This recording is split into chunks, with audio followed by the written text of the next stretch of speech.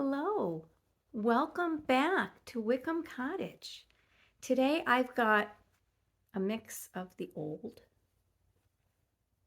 and the new.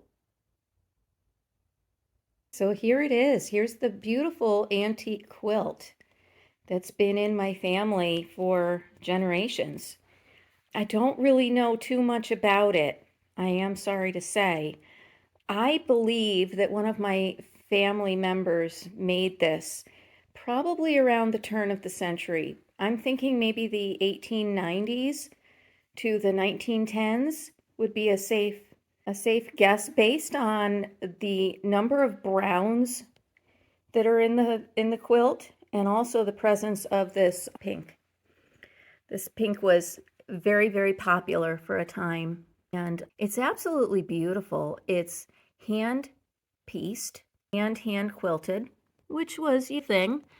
I'm getting up close so you can see the hand piecing. The backgrounds of these blocks are done primarily in this fabric, and they look like shirting fabrics to me. If anybody is very, very knowledgeable in antique quilts, just let me know. But mainly the pinks, the browns, and the greens are in this. There's a little bit of staining. There's a little bit over there, and I have come across a few rips, not big ones. And I also came across a little bit of darning. I know I'll never be able to find it again. I didn't want to mark it. There's a little bit of damage right there. You've got some of this pulling out. See, it's not the seams that fail. For any of you sewers that think your seams might let you down, it's generally the fabric that rips and not the seams. It's very, very thin. There is batting in there, or there was at one time, but it's very, very thin and kind of comes and goes a little bit. But isn't this beautiful background fabric? Not background, backing. It is reminiscent of ticking, I think. And you can see better some of the, well, you can see the little bit of the hand quilting coming through. Like I said, it's so thin. It doesn't puff up at all. And I don't think it's ever seen a washer and dryer, and it never will. It's just far too fragile. But I just think it's lovely. I like that it is a part of my family. I like the fabrics that were used. And it's obvious that they used what they had on hand. You've got some yellow and greens, and then you've got some pinks and almost brown, and there's a gold, and there's rusts, and it's just a mishmash of what I'm sure was around the house, what was on hand. I certainly don't think that any fabrics were purchased for this, with the exception of the pink and the gray backing fabric. This is only half of it. It's folded, so you're seeing only half of it, but it would definitely fit a double bed. It probably would not hang down on all the sides, but you certainly would do the trick of covering a bed in the day. Or maybe it was made for a twin bed so that it was very big and roomy. Not sure. Flick that back a little bit so you can see a little bit more. But I just think it's beautiful. And the best thing to do, I don't know if I said this already, the best thing to do with antique quilts, if they're stained or ripped, is to just leave them be. Just protect them, make sure that no more damage occurs, but don't try to fix the damage unless you're an expert, because you're probably going to do more harm than good. This was put in one of those vacuum sealed bags when I moved and never was taken out. What I'm going to do now is refold it. You can see the folding line. What I'm going to do is refold it in different places. It's been out airing for a day or two. It doesn't need it. It doesn't smell. It's perfectly fine. But what I'm going to do, refold it and then put it in a pillowcase. My mother always put quilts in pillowcases, so I think I'll carry on that tradition as well. So that's the antique quilt. That's what I'm going for anyway. Modern quilts are great. I like the look of antique. So on that note, let's go over to our little stitching area. I was downstairs, and I think I've told you, I just don't like it down there. I like the light streaming in. There's my little quilt that I haven't been quilting lately. I really need to get back to that. But I was lured in by these fabrics. And what I'm doing is I'm just making some basic log cabin blocks. And had these out. I had them laid out in a variety of configurations, and honestly, the one that I liked the best is the most simple. Sorry, I'm looking at my quilting blocks and not what I'm doing. But yes, the most simple is I think what I'm probably going to go for, which is just lining them all up. I think I will just line them up in such a manner, and I think they'll be beautiful. At one time, I was going to maybe put some sashing in between, you know, let's show with one of these blues. I was thinking of white, but I was thinking of maybe doing a sashing. I really don't want to separate the beauty of the simplicity of these log cabins.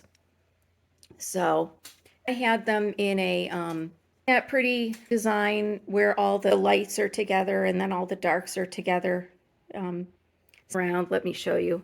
I had it in this configuration at one time, and I did like that as well. Whoops, you're getting more of a view of the plant, I think, than the quilt. But I do like this configuration as well. But I just really want, like I said, I want the simplicity of the blocks to show through. I just want to see them in all their beauty, and just think you just can't beat that. Well, you can probably beat it if you've got it laid out incorrectly, as I do. About these, you have to inspect them. You have to lay them out, inspect them, come back to them. There we go. Yeah, that's what they're looking like thus far. And I've got some more that I'm working on. These are a variety of blue fabrics. Here's one that's all of the light blue. I wasn't sure about this at first, but I think that they'll work in because I'm running out of this very beautiful, I'm not sure what to call this, like a cornflower blue. So I've got some that are, all the way around with that blue.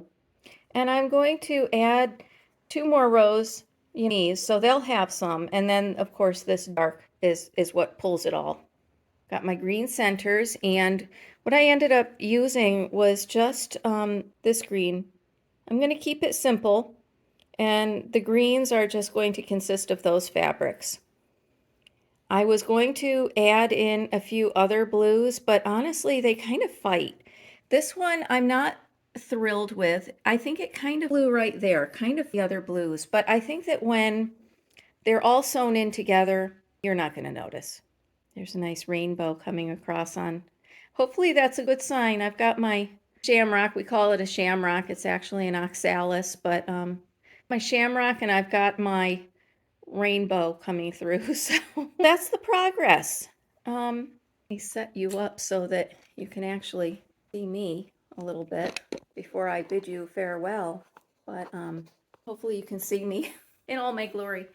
But yeah, I hope that you've enjoyed this. I am a hand quilter, and what that means is that I don't get quilts done all that fast, especially I'm also a knitter and a stitcher. I'm going to do my best, and I'm thinking, as I'm sewing this, I'm thinking about ways to quilt it, and honestly, I'm thinking in the ditch, go fast because I won't have to mark it. I'll just sew in the ditch, and what I do, I still press my seams into the darker fabric. I just think they're stronger that way, and it's easier, and easier for me anyway. So when I quilt in the ditch, I'm still going through, the nice part of the seam or just the fabric. What I'm trying to say is when you have opened up your seams and you're quilting in the ditch, all you're getting are the threads that you've sewn the block together with. And I don't want that. So I'm not sure how many ditches I'm going to stitch in, But I want to do enough that it holds together, but I don't want to do too many that it's sort of overkill and it takes too long. This is just going to be a lap size quilt, which honestly are the size that I like these days. I gathered 4 lap size quilts that kind of evoke spring to me. And I'm going to show them to you next week. So tune in next Wednesday if you'd like to see 4 lap size quilts that I did a long time ago. This one's going to be a lap size, and my hope someday is that I have a nice sunroom and I can have a collection of blue and white quilts. That's what I'm going for, is a collection of blue and white quilts. Some people like the red and white quilts, but I like the tranquility of the blue and whites. So this one, you could say, is the first in a series. Not sure how quickly I'll get it done, but I'm gonna keep working away. What I like to do is do everything in this one room. I can sew for a little bit, and if you can see, I've got an antique chair that I sit in. This is tough. I can only sit for so long until my back starts hurting, my legs start going numb, and then I get up and I stitch for a while, and then I go back to the sewing. Seems to work out well for me. And one other thing that I'll say about this block, I did not do on this block is I did not cut these pieces to size. What I'm doing is I'm kind of line sewing these smaller pieces.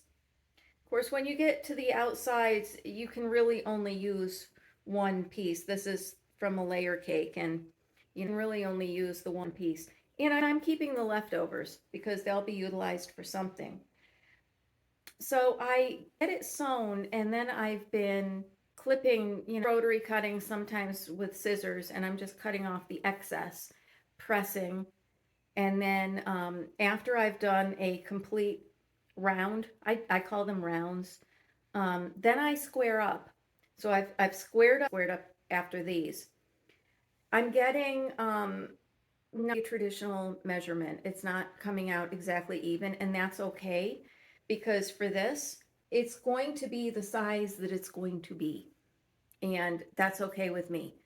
Time I tackle one of these log cabins, because they are fun, I feel like I'm not very good at them. I think because my measurements sometimes are not, perfect, but I'm trying to let go of perfection. I'd like to try one where I do cut all the pieces to size. You're more limited in what you can use that way, because if you've got a piece cut to 2.5 inches and you really wanted to use that fabric for 3.5, you're out of luck. But that's how I miss. I hope if you have any desire to do a log cabin, you'll make one along with me. It's a fun process. The fabrics are beautiful. These Wilmington fabrics I'm finding are very, very good quality. Some of these creams are very thick. They're very substantial fabrics. And I find sometimes with Moda, they're very, very thin. So, branch out. You don't use all the big name companies. See what works for you. Um, but this, I'm Wilmington. I'm loving the colors and the sewing, and I hope you enjoy it too.